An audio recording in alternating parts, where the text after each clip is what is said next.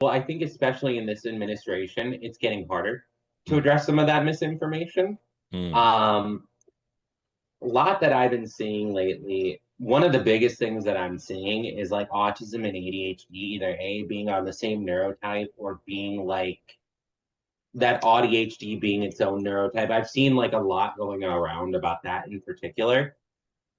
It's interesting to know the history of that because like so you couldn't diagnose ADHD and autism until the most recent DSM-5. You could do Asperger's and in ADHD, but not autism and ADHD. That distinction was no longer valid, so they were able to separate it into a spectrum disorder. And so you see ADHD with autism. Oh, They're not the same neurotype. They're very similar, but it's important to keep those two things distinct. I don't think there's evidence that supports it, in spite of the fact that you often see them coexist quite a bit. I think the other big misconception I see around a ton is with stimulants. There's so much misinformation that goes around stimulants. We're using it to get high. People are using it. Like if I could remember to take my pills consistently, you could call me an addict, but I don't. We don't. And I think there's just so much misconception that it's like meth. People treat it like it's meth when it's really just like, well, close.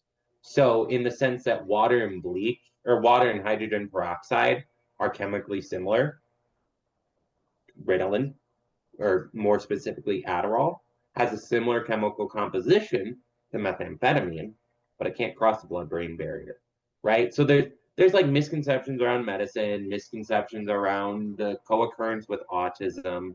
A lot of times I hear, you're too smart, you're too successful to have ADHD. Like a lot of people will come to me, and I'm sure, Naz, you've seen this in your work.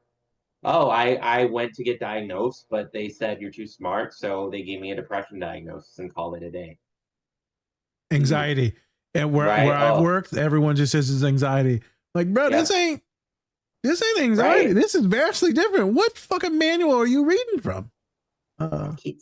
Well, the misogyny manual, right? It's it's really just misogynoir, if you want to be even more specific with it. But like, it's so many women are getting diagnosed Right. in postpartum, perimenopause, and it's all because of that, because the symptoms present differently. Yep. And so those are like the big misconceptions I see. But like, my God, it's something trying to fight that online in this age.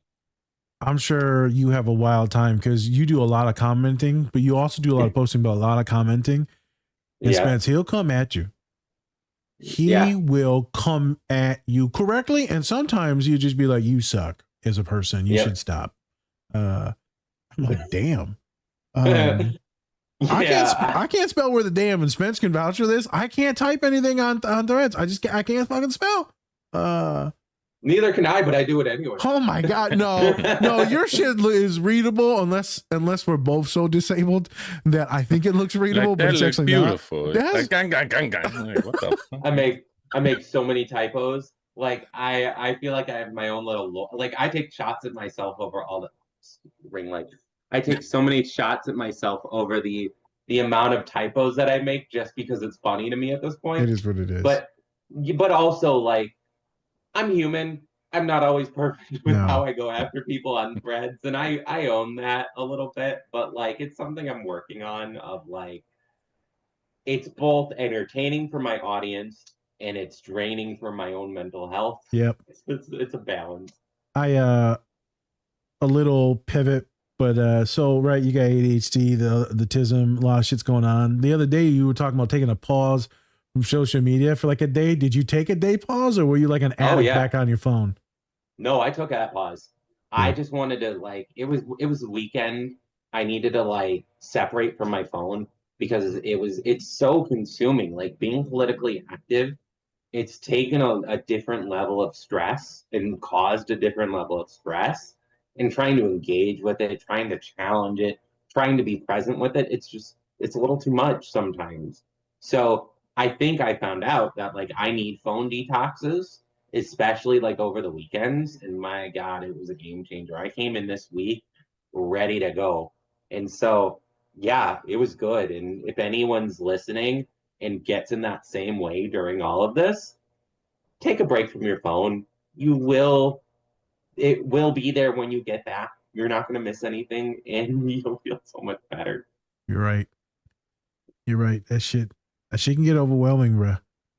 You gotta take breaks, especially if you're doing what you're doing and you're soldiering through a lot of stuff. You gotta take breaks. If you're just looking at cat memes, you'll be all right. Meme all day, like have fun. Yeah, facts.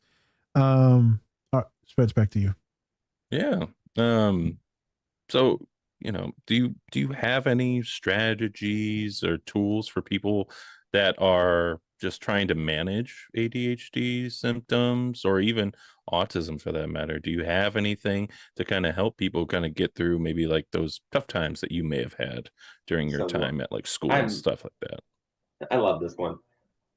I'm going to go over more specific things, but there's so much you could ask. I really like this workbook. I'm not sponsored, not promoted. The Neurodivergent Friendly Workbook of BBT Skills. I have it here because this is also where I do my virtual sessions. And I reference it so much in session. It's written by Sunny Jane Weiss. I think she's on social media as at Lived Experience Educator. You know her? Yeah, we've had her on. Oh, you did? Yeah, we had them on. Yeah, they're awesome. Sorry. Awesome. Yeah, they're magnificent. And it wasn't so much as like a big mental health autism talk. We just talked about Jurassic Park. Yeah. I love it. They love dinosaurs. They love Jurassic Park. Oh, and I love they had a great book too. Like they're it really kind of like, wow, this messed with my head in a good way. But like, so that workbook for sure. I think it's like I usually say evaluate your executive function skills. So this is things like planning and prioritizing, task management, time awareness, like your sense of time, emotional regulation. So I usually say evaluate what is your biggest struggle.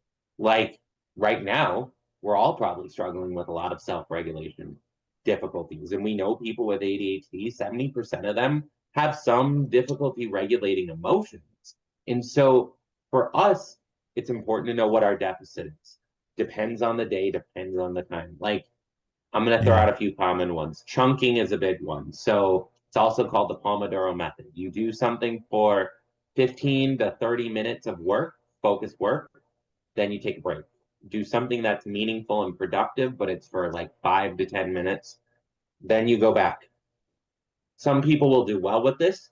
Some people need to stay in the momentum. So it's not a universal tip. Dopamine menus. So it breaks down what things are going to motivate you because people with ADHD don't get intrinsic motivation just from like doing the thing.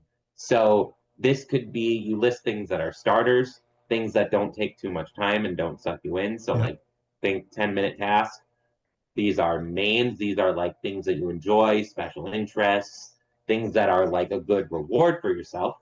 Sides, things you do on the background. So music, candles, fidget dance, something that makes the task more enjoyable. Desserts, it's great. Don't do it for a while, but it's like, don't overdo it. So think like maybe this is doom scrolling. If you overdo it, you're going to get sick because even with a good dessert, if you overdo it, you're going to puke. And then specials are going to be things that like maybe you do it every once in a while. Spence, he's fucking me up right now with the food, dude. The hyperphantasia. I'm just eating all types of shit right now. This is fucking fantastic. Keep going. What's the special? It's a buffet. It's just like an Hook, where it's all imaginable foods. It's a rainbow. It's a rainbow of dopamine. I just want you to visualize a full buffet, but instead of food, it's little pellets of dopamine, and you're just gonna Pac-Man your way through it. At first, all I could see is like drugs. But now it's Pac-Man. Now it's like little salt palette tabs. Yeah. Okay. Oh my God, my mouth's watering. Continue. What was dessert? What was the specials? Yeah, specials like something that you might have to go out of your way to do. So finish a big task. This is like go out to dinner, go see a movie. You don't do it all the time, but it's a big reward, right? So dopamine menus, chunking. Like that. It really just depends on you, though. Like, Yeah. there's so many different strategies. I feel like if you gave me a specific deficit or struggle area, Easier to I could navigate. probably come. Yeah. I might have a few more examples. Yep. These days, right? These days with all the stuff coming out with RFK, autism, all the wildness. Was it, and maybe Spencer's going to probably actually get to this. So I'm sorry if I'm stealing your thunder. Anything small, subtle things that you suggest that people do? Is it that they get off the cell phone a little bit? Is it they advocate if they got time? Is it to connect more with their community? Is it to reach out to the senators, the lawmaker? Is it reach out to the therapist, make sure the therapist isn't fucking them over accidentally? Like, what do you advise for people to take care of themselves that are autistic or just neurodiverse? Yeah, this is a tricky time. I mean, I think even for therapists everywhere, we're really kind of making this up as we go because we're seeing a lot of shit right now, and we just don't know what we're doing. So, Thanks.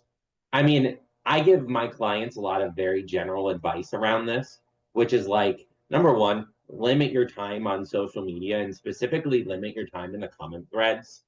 We can get so absorbed in going back and forth with someone on social media or just reading a nasty comment thread and feeling like this is everyone because of our all or nothing thinking. We're going to say, oh my God, everyone feels it. So limit what you do on social media. It might be more helpful to find content creators like Under the Desk News or other creators who summarize the news rather than just trying to absorb every little piece of thing on your feed. My other advice then, be intentional about what you want to focus on. So I'm very much an ACT therapist, and for anyone listening, acceptance and commitment therapy. Focus on values, connect with your values. Politically, we all have values that are important to us. I very clearly do not like RFK Jr. I think he's a fucking moron. And so that's where my value is focused on. All my energy politically, while I know other things are going on, while I know Trump is a monster, I focus on what I can control.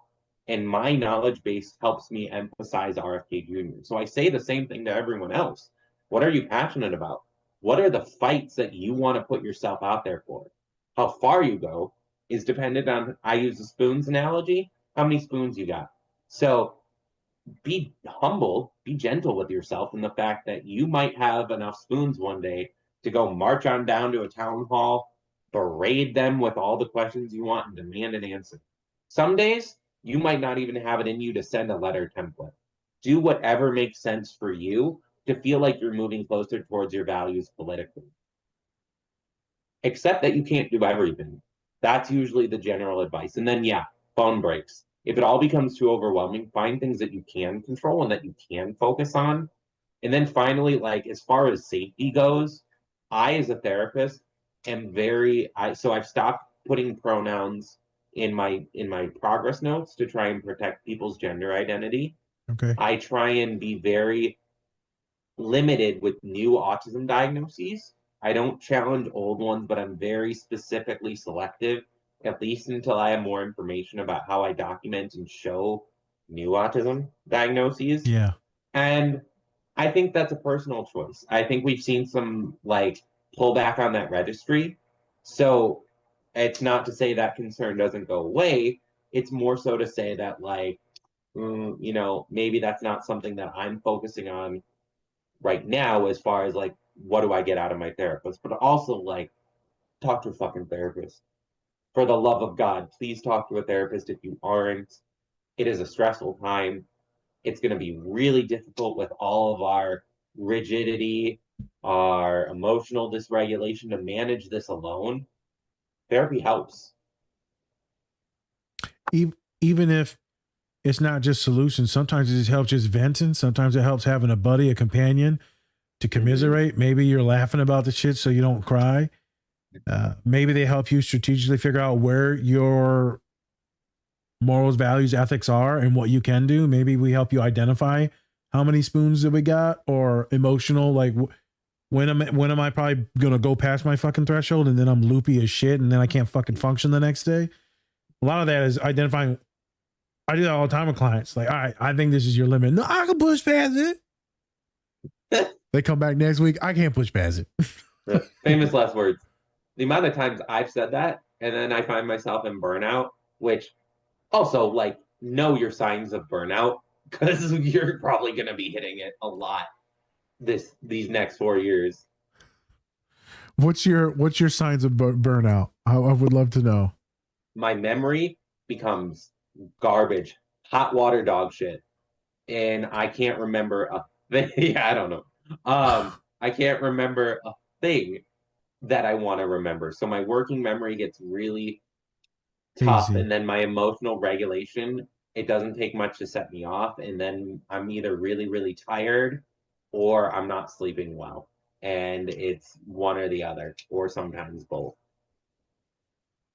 Spence, when you know you're getting to that burnout phase, or like the just the stressed, overwhelmed phase, how do you know as a human? I usually get like, it feels like my whole like front part of my face just feels like clogged, you know, Like it a just sinus feels like, thing. yeah. Hey, thanks for watching this video. Check out the full episode on our channel and anywhere you find podcasts. Also, remember to like and subscribe. Whoop whoop.